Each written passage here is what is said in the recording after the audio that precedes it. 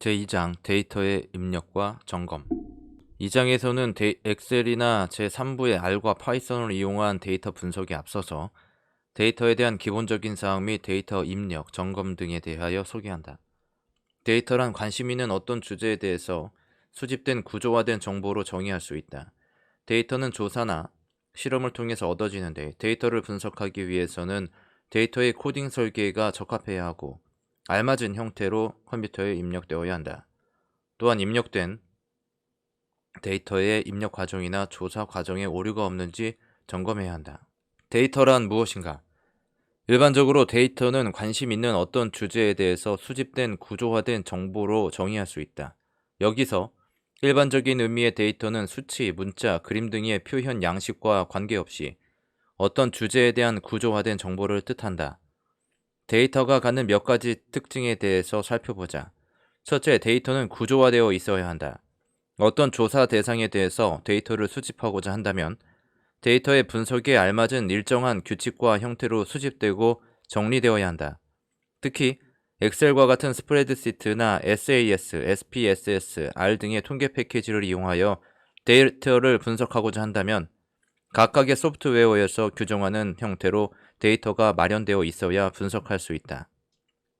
둘째, 데이터는 분석 과정을 통해서 유용한 정보가 된다.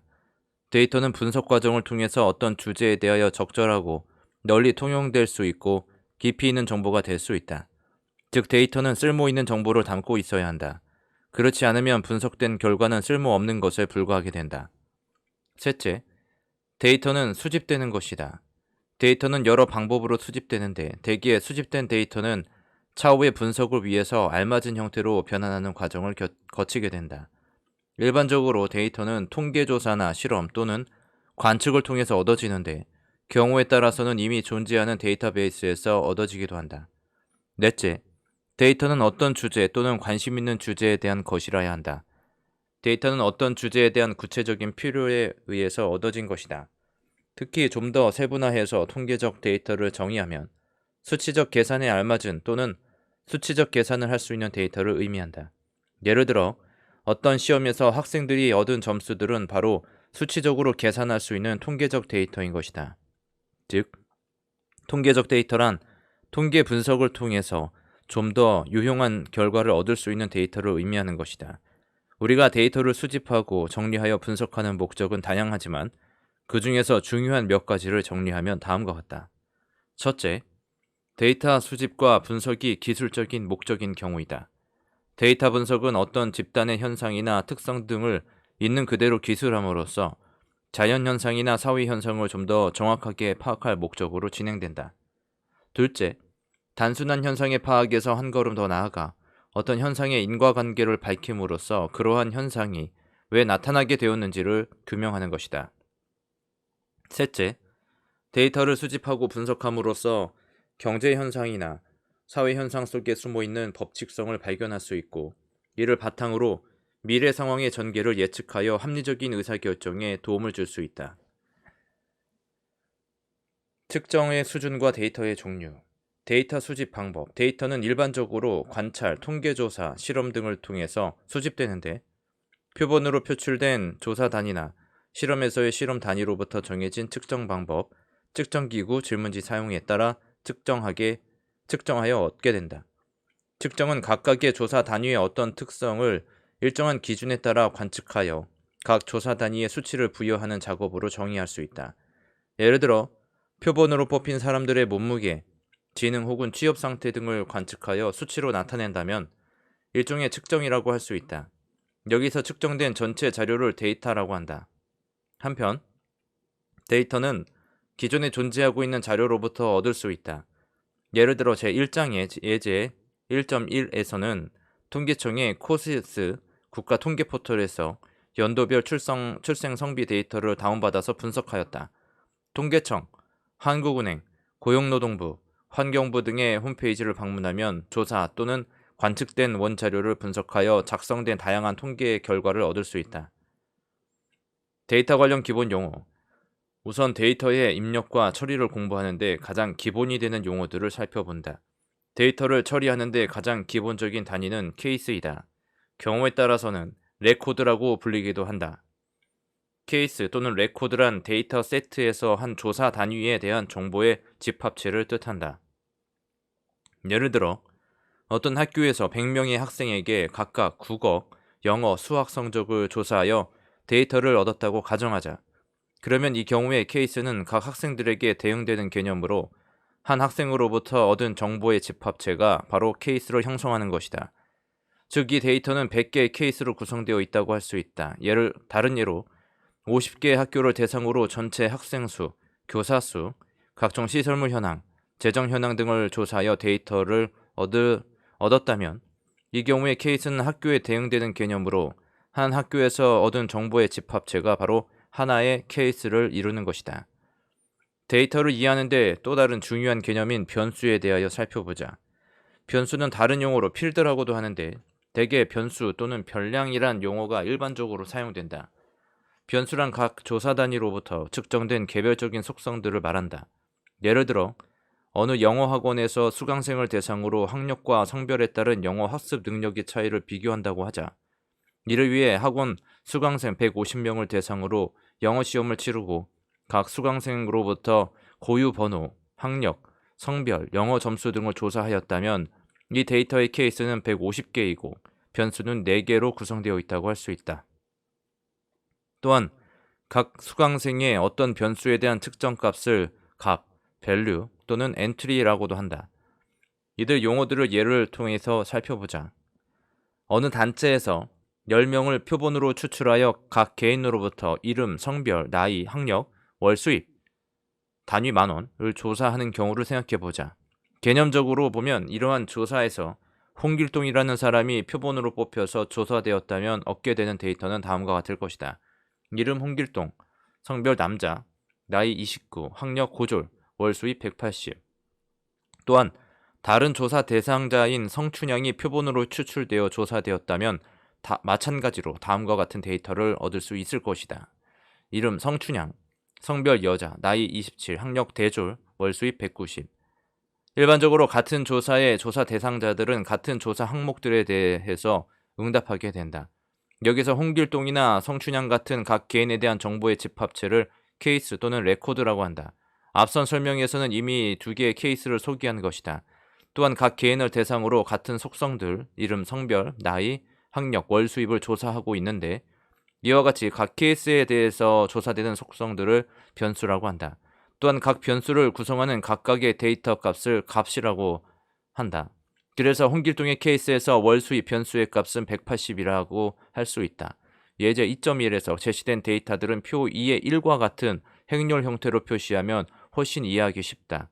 이 경우에는 각 행이 케이스 또는 레코드가 되고 각 열은 변수가 된다.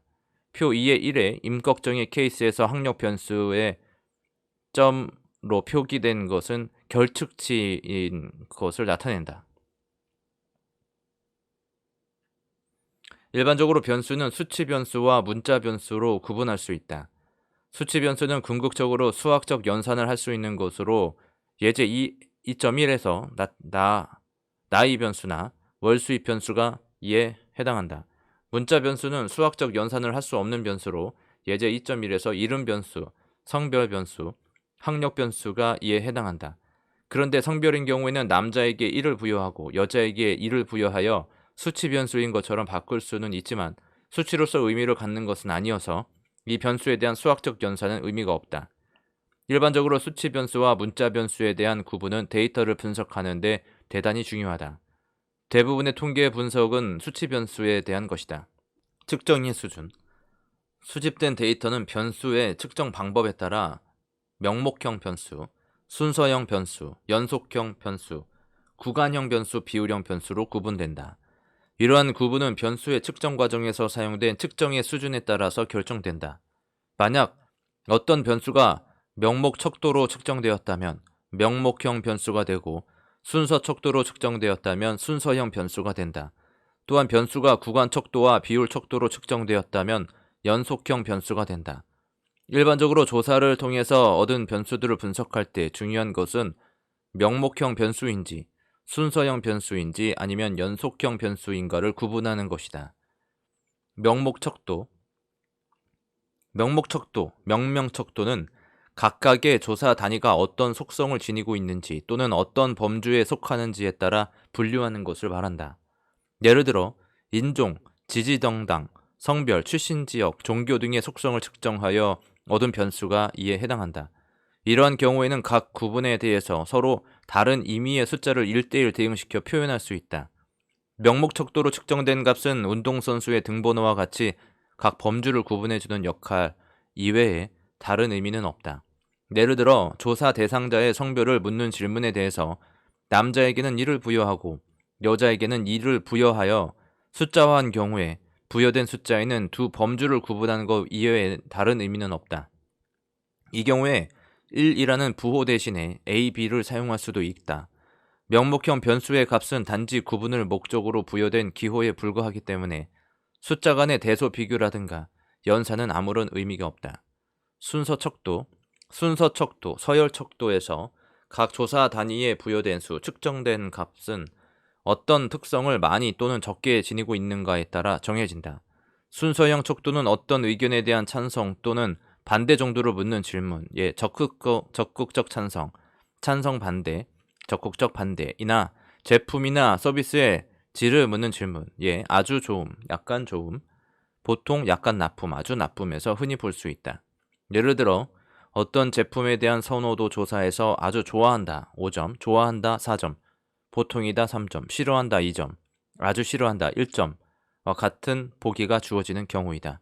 어떤 조사에서 조사 대상자의 인구 사회적 특성을 조사하면서 그 사람의 학력을 질문하는 할 때 초등학교 졸업 이하 1, 중졸 2, 고졸 3, 대졸 이상 4 등으로 조사하는 경우 얻어지는 학력 변수는 순서형 변수이다. 구간척도, 구간척도에서는 측정된 두 값 사이의 차이만 의미가 있고 두 값 사이의 비는 의미가 없는 경우이다. 구간척도에서는 절대값 0을 정의할 수 없고 임의로 지정된 0만 있을 뿐이다. 섭씨온도, 습도 등이 구간형 척도로 측정된 자료이다. 예를 들어 60도씨가 30도씨보다 2배만큼 뜨거운 것은 아니지만 30도씨의 차이가 있다고는 할 수 있다. 다른 예로 개인의 지능을 나타내기 위해서 사용되는 지능지수, IQ 점수, 감성을 나타내는 EQ 점수, 적성검사 점수 등은 모두 구간척도로 측정된 데이터이다. 이러한 경우에 점수가 0이라고 하는 것은 척도 구성상의 하나의 위치인 것이다. 비율척도, 비율척도는 전체적으로 구간척도와 거의 비슷하다. 다만 절대값 0을 정의할 수 있다는 점이 구간척도와의 차이다. 여기서 절대값 0은 측정하고자 하는 속성이 전혀 없음을 의미한다. 비율척도로 측정된 데이터는 한 단위가 다른 단위에 비해 특성을 몇 배 더 가지고 있다고 말할 수 있다. 소득, 체중, 신장, 시간 등이 비율척도를 갖는 경우로 만약 A라는 사람의 체중이 60kg이고 B라는 사람의 체중이 120kg이라면 B는 A보다 체중이 2배 더 나간다고 할 수 있다. 한편 어떤 회사의 결근자 수, 어느 여행사의 방문객 수 등은 이산형인 변수들이지만 모두 비율척도를 갖는다. 일반적으로 구간척도 또는 비율척도로 측정된 변수는 어떤 구체적인 측정 단위를 갖기 때문에 구간척도나 비율척도로 측정된 데이터는 대부분의 경우에 같은 분석 기법을 이용해서 분석된다. 따라서 구간척도와 비율척도의 구분이 절대적으로 중요한 것은 아니다. 일반적으로 측정의 척도에 따라서 제공되는 정보의 수준과 데이터 분석에 이용할 수 있는 통계적 분석 방법이 달라진다. 따라서 데이터를 수집하는 과정에서 어떤 분석 방법을 사용할 것인가를 구상해서 그에 알맞은 측정 척도를 이용해야 하고 이미 얻어진 데이터인 경우에는 측정 척도에 알맞은 통계적 방법을 사용하는 것이 대단히 중요하다. 데이터의 구분. 데이터는 측정 수준에 따라 질적 데이터와 양적 데이터로 구분한다. 여기서 질적 데이터란 명목 척도나 순서 척도에 의해서 측정된 데이터로 범주형 데이터 또는 이산형 데이터라고도 불린다. 양적 데이터란 구간 척도나 비율 척도로 측정된 데이터이다. 양적 데이터의 대부분은 연속형 데이터이다. 그러나 우리가 사용하는 대부분의 데이터는 질적 데이터와 양적 데이터가 혼합된 형태의 데이터이다. 한편 데이터는 각각의 조사 단위에서 측정되는 변수의 수에 따라 일변량 데이터와 다변량 데이터로 구분할 수 있다. 먼저 일변량 데이터는 각각의 조사 단위에서 한 변수만을 측정하여 얻은 데이터를 의미한다. 또한 각 조사 단위에서 두 변수를 측정하여 얻은 데이터를 이변량 데이터라고 하며 2개 이상의 변수를 측정하여 얻은 자료를 다변량 데이터라고 한다. 예를 들어 각 학생을 조사 대상으로 키와 몸무게를 측정하였다면 이것은 이변량 데이터이다. 이러한 이변량 데이터는 키와 몸무게를 각각 조사한 2개의 일변량 데이터에 비해 많은 정보를 갖고 있다. 왜냐하면 각 학생의 키와 몸무게를 안다면 키와 몸무게 사이의 관계에 대해서도 분석할 수 있기 때문이다. 이렇게 다변량 데이터에 대한 분석에서는 각각의 변수에 대한 중심 위치와 퍼진 정도에 대한 데이터의 요약뿐만 아니라 변수들 간의 관계에 대해서도 살펴볼 수 있다. 데이터의 입력. 일반적으로 조사나 실험을 통해서 얻은 데이터 또는 기존에 있는 데이터를 통계 패키지나 다른 컴퓨터 소프트웨어를 이용해서 분석하려면 이들 소프트웨어가 읽을 수 있는 형태로 입력하여 파일로 저장되어 있어야 한다. 널리 사용되는 SAS, SPSS, 미니탭, R 등의 통계 패키지나 엑셀 등의 소프트웨어는 각각의 소프트웨어에서 지정하는 일정한 입력 양식뿐만 아니라 정해진 형식에 따라 ASCII 형식으로 입력된 텍스트 파일도 읽어서 분석할 수 있다. 데이터를 입력할 때에는 먼저 입력된 데이터 파일의 명칭을 정하고 각 변수에 대한 명칭을 정하게 된다. 부호화, 코딩, 부호화란 수집된 설문지의 응답 결과나 관측 결과 등을 통계적으로 분석할 수 있도록 일정한 원칙에 따라 각 응답에 숫자를 부여하는 과정이다. 연속형 변수인 경우에는 관측된 값이 숫자이기 때문에 그대로 입력하면 된다. 설문조사의 경우에는 조사 대상자가 응답한 결과를 통계 분석하기 위해서는 숫자로 입력해야 한다. 설문조사에서 질문에 대한 응답 보기가 주어지는 폐쇄형 질문인 경우에는 이미 응답 보기에 번호가 부여되어 있으므로 다시 응답에 숫자를 부여할 필요는 없다. 다만 해당 사항이 없거나 응답자가 응답하지 않은 경우에는 이를 구분해주기 위해서 특정한 값을 부여해 줄 필요가 있다. 설문조사에서 응답 보기가 주어지지 않는 개방형 질문인 경우에는 여러 응답자의 응답 내용을 면밀하게 살펴보고 이들을 적절하게 분류하여 각 응답에 숫자를 부여해 주어야 한다. 여러 사람이 부호화 작업에 참여하는 경우에는 부호화의 일관성이 유지될 수 있도록 부호화 지침서를 만들어 사용한다. 부호화 지침서의 간단한 예시가 표 2의 2에 제시되어 있다. 부호화 지침서에는 각 질문지의 식별번호, 각 변수의 이름 등도 포함시켜야 한다.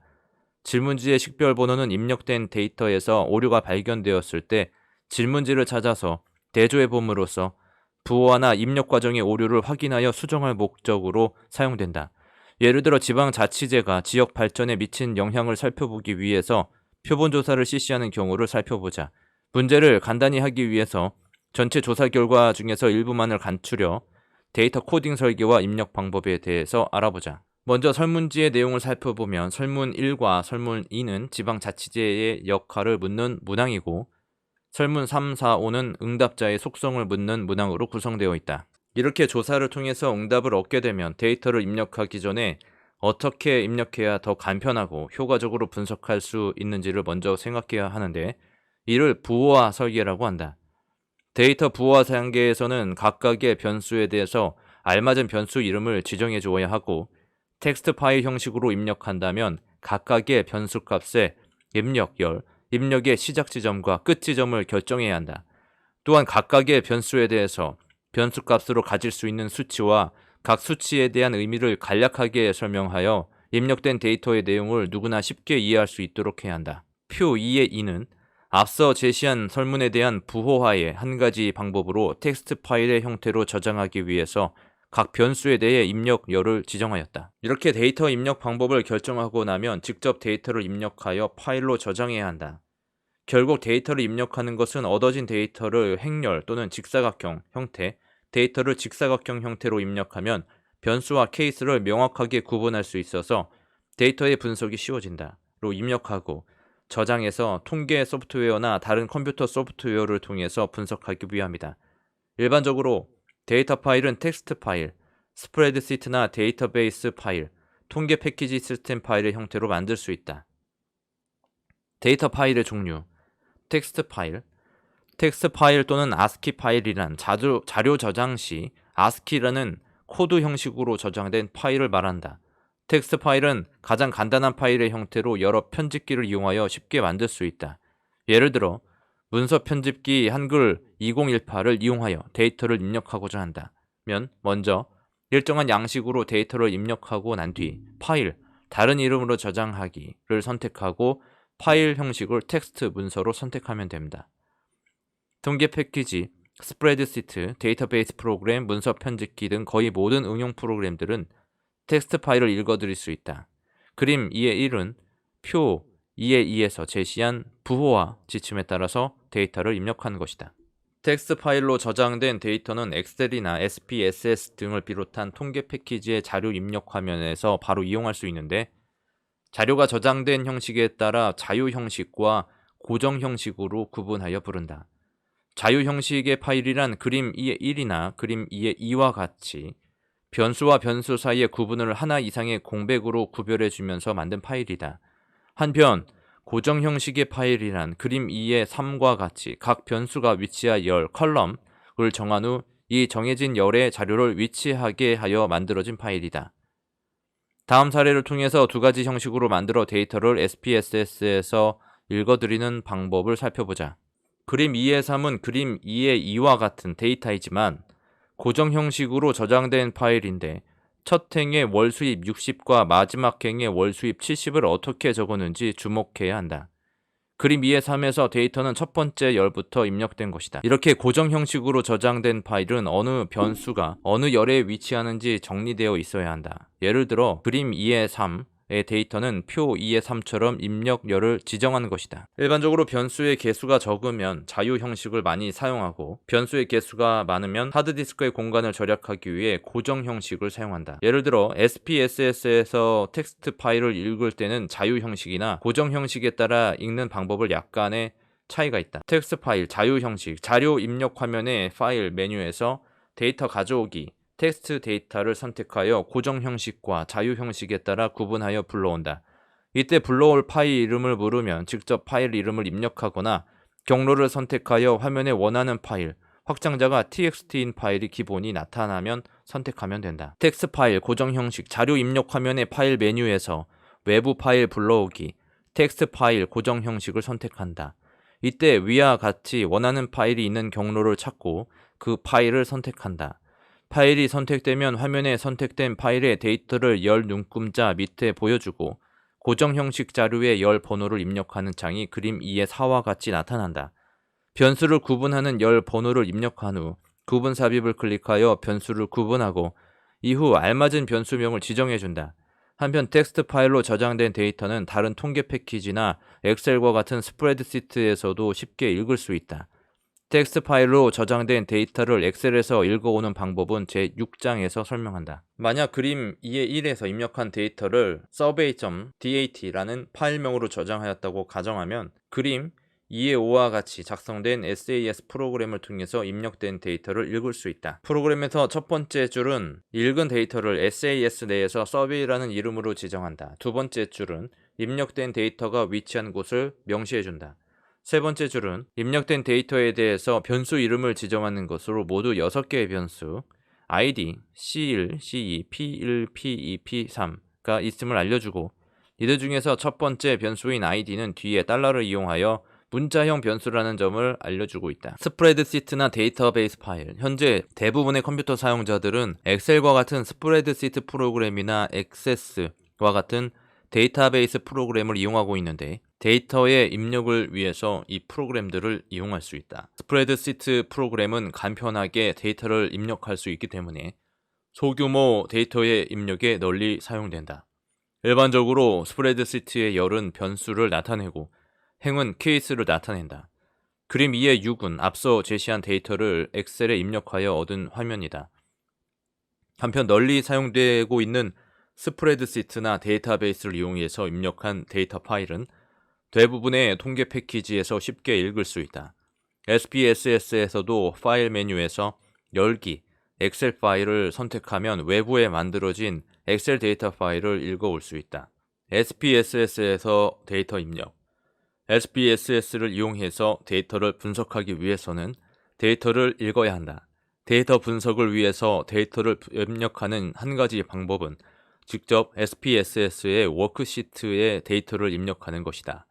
다른 방법으로 데이터를 입력하여 외부에 만들어 놓은 텍스트 파일이나 엑셀 파일을 불러올 수 있다. 데이터의 점검. 일반적으로 데이터의 입력 과정은 주어진 데이터를 한번 입력했다고 해서 끝나는 작업이 아니라 여러 차례 수정 과정이 필요한 작업이다. 왜냐하면 데이터를 입력하면서 입력자의 실수로 잘못 입력하였거나 조사자의 실수로 설문지에 잘못 기입해서 수정해야 하는 경우가 발생하기 때문이다. 잘못 입력된 데이터를 분석해서 얻은 결과는 엉뚱한 결론으로 이어질 수 있다. 따라서 통계 패키지나 다른 소프트웨어를 사용하기에 앞서 반드시 데이터가 제대로 입력되었는지 점검해야 한다. 이와 같이 잘못 입력하였거나 또는 조사상의 실수로 인한 오류를 찾아서 수정할 목적으로 데이터 세트를 검토하고 분석하는 것을 디버깅. 일반적으로 디버깅은 컴퓨터 프로그램을 작성할 때 나온 용어로 컴퓨터 프로그램이 정상적으로 작동하지 않은 경우에 프로그램상의 오류를 찾아서 수정함으로써 정상적으로 작동할 수 있게 하는 것을 말한다. 이라고 한다. 데이터의 수가 적고 간단한 경우에는 화면을 통해서 눈으로 확인해 보거나 데이터 파일을 출력해서 확인해 볼 수 있을 것이다. 그러나 조사 대상자의 수가 많거나 조사하는 변수의 수가 많은 경우에 이러한 방법은 비효율적이다. 일반적으로 데이터의 수가 많은 경우에 데이터 입력 과정상의 오류를 점검하기 위해서 간단하게 사용될 수 있는 방법으로는 각 변수가 취하는 값들의 범위를 확인하는 방법과 각 변수들이 논리적 일관성을 만족하는지 확인하는 방법이 있다. 각 변수의 입력 범위를 확인하는 방법, 데이터의 입력 과정의 실수나 조사원의 실수로 잘못 입력된 것이 없는지 확인하는 방법 중에서 가장 간단한 방법은 각 변수가 취하고 있는 값들의 최대값과 최소값을 살펴보는 것이다. 대부분의 경우에 데이터를 분석하고자 하는 연구자는 각 변수에 대해서 그 변수가 취할 수 있는 최대값과 최소값을 알고 있다. 만약 어떤 변수값이 해당 변수의 범위를 벗어나면 이는 입력 과정의 키보드 입력 오류이거나 조사 과정에서 잘못된 응답 또는 조사원의 실수로 인해서 발생하였다고 볼 수 있다. 이러한 경우에 그 원인을 찾아서 데이터를 수정해야 한다. 예를 들어 응답자의 성별을 나타내는 변수에 대해서 남자는 1의 값을, 여자는 2의 값을 준 경우에 그 변수 값이 1보다 작은 값이나 2보다 큰 값이 있다면 입력 과정상의 오류이거나 응답자의 잘못된 응답 또는 조사원의 실수로 발생하였다고 볼 수 있을 것이다. 다른 예로 100점 만점으로 어떤 수학, 시험 점수를 나타내는 변수인 경우에 해당 변수가 음수의 값을 갖거나 100보다 큰 값을 갖는 경우가 있다면 이 데이터를 점검해야 할 것이다. 이와 같이 각 변수에 대해서 기초적인 데이터 분석을 통해서 입력 과정상의 오류, 여부를 점검할 수 있다. 물론 어떤 변수값이 그 변수가 취할 수 있는 최대값과 최소값의 사이에 있다고 해서 그 변수값에 오류가 없다는 것을 보장하는 것은 아니다. 변수의 범위를 확인하는 방법은 가장 기초적인 입력 오류를 찾는 것이다. 경우에 따라서는 어떤 변수가 그 값을 취할 수는 있지만 그 가능성이 희박한 경우도 있다. 예를 들어 어떤 영어 학원에서 학원에 등록한 사람들의 나이, 직업, 성별 등을 조사하여 데이터를 얻었다고 가정하자. 이 경우에 어떤 수강생의 나이가 98로 입력되었다면 물론 가능하지만 그 가능성이 희박한 경우로 입력 오류 여부를 검토해야 할 것이다. 이러한 방법을 확장하면 각 변수에 대해서 간단한 기술 통계량을 구해서 입력 과정의 오류를 찾는 데 이용할 수 있다. 각 변수에 대해서 평균, 중앙값, 분산, 표준 편차, 최대값, 최소값 등 간단한 기술 통계량을 구하여 있을 수 없는 값을 갖거나 입력 오류로 의심되는데 데이터를 찾아서 검토할 수 있다. 한편 제8장에서 설명하는 상자 그림이나 줄기, 잎 그림을 이용하면 연속형 데이터의 분포 형태를 직접 눈으로 확인할 수 있어서 데이터 중에서 입력 오류나 특이값 등으로 구분될 수 있는 자료를 찾는 데 도움이 된다. 변수들 간의 논리적 일관성 여부를 확인하는 방법. 범위 점검을 거쳐서 얻어진 데이터는 입력 오류가 없는 것처럼 보이지만 변수들 간의 논리적 일관성 여부를 확인함으로써 입력 과정의 오류를 수정할 수 있다. 예를 들어 어느 병원에서 암으로 입원한 환자들을 대상으로 환자의 성별, 나이, 흡연 여부, 암의 종류 등 여러 조사 항목을 조사하여 데이터를 얻었다고 가정하자. 여기서 성별, 나이, 흡연, 여부, 암의 종류 등의 변수에 대한 기초적인 입력 과정상의 오류 여부는 각 변수의 입력 범위를 확인함으로써 살펴볼 수 있을 것이다. 좀 더 세부적인 입력 오류는 변수들 간의 분할표를 작성하여 논리적 일관성 여부를 확인하여 찾을 수 있다. 환자의 성별과 암의 종류 간의 분할표를 작성하여 표 2의 4를 얻었다고 가정하자. 작성된 분할표를 살펴보면 남자의 경우에 유방암이나 자궁암이 발생할 수 없음에도 불구하고 3명의 환자가 자궁암으로 입원한 것으로 나타나 있다. 이런 경우에 해당 케이스의 관측값을 확인해 보면 환자의 성별을 잘못 입력하였거나 환자의 암 종류를 잘못 입력했을 수 있다. 이와 같은 오류는 단순히 각 변수의 입력 범위를 확인해서는 알 수 없는 것으로 두 변수 간의 분할표를 작성하여 논리적 일관성 여부를 확인함으로써 입력 오류를 찾을 수 있게 된다. 데이터를 분석하기 전에는 반드시 전체 데이터에 대해서 입력 오류가 없는지 확인해야 한다. 입력 오류 여부를 확인하지 않고 데이터를 분석하거나 입력 오류를 발견하게 되면 처음부터 데이터 분석을 다시 해야 하기 때문이다. 일반적으로 입력 범위에 대한 점검은 데이터를 입력하는 과정에 할 수도 있고 데이터 입력을 모두 마친 이후에 기초적인 통계 분석을 통해서 실행할 수 있다. 하지만 논리적 일관성 여부를 확인하여 데이터의 입력 오류를 찾는 방법은 수행하기가 상대적으로 어렵고 어느 정도까지 해야 할 것인가의 결정도 어렵다. 한편 데이터 파일이 범위를 벗어나는 것이 없고 논리적 일관성을 잃지 않고 있다고 해서 입력 오류가 전혀 없다고 볼 수는 없다. 어떤 변수의 값이 잘못 입력되었어도 해당 변수의 입력 범위에 속하고 논리적 일관성을 잃지 않을 수 있기 때문이다. 일반적으로 데이터 세트에 대한 디버깅의 방법과 정도는 데이터의 중요도에 따라 달라진다. 예를 들어 대학 입시나 국가고시처럼 중요한 시험에 대한 데이터라면 컴퓨터에 의한 디버깅뿐만 아니라 데이터를 분석하기 전과 후에 수차례에 걸쳐서 손수 원본 시험지의 점수와 대조하여 입력 오류를 찾게 될 것이다. 반면에 그리 중요하지 않은 데이터라면 입력 범위 점검과 기술 통계량에 의한 점검만으로 입력 오류 여부를 점검할 것이다. 요약하면 데이터 분석에 앞서 데이터 입력이 제대로 되었는지에 대한 검토 작업이 반드시 필요하다. 만약 조사된 데이터를 잘못 입력하였다면 데이터 분석은 이러한 실수로 인하여 심각한 영향을 받을 수 있기 때문이다. 가능하면 설문지 원본과 입력된 데이터 파일을 일일이 대조해보고 변수별로 적절한 기술 통계량들을 뽑아보고 잘못된 입력값을 찾아낸다.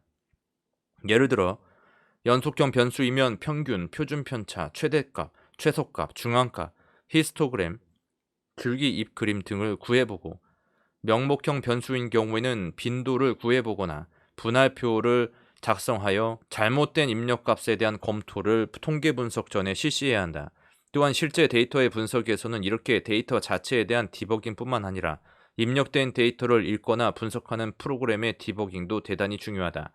따라서 데이터 분석을 진행하면서 중간중간 얻어지는 결과들이 합리적인가를 검토하여 데이터 자체와 데이터 분석을 위한 프로그램의 오류 여부를 점검하면서 분석을 진행해 나가야 한다.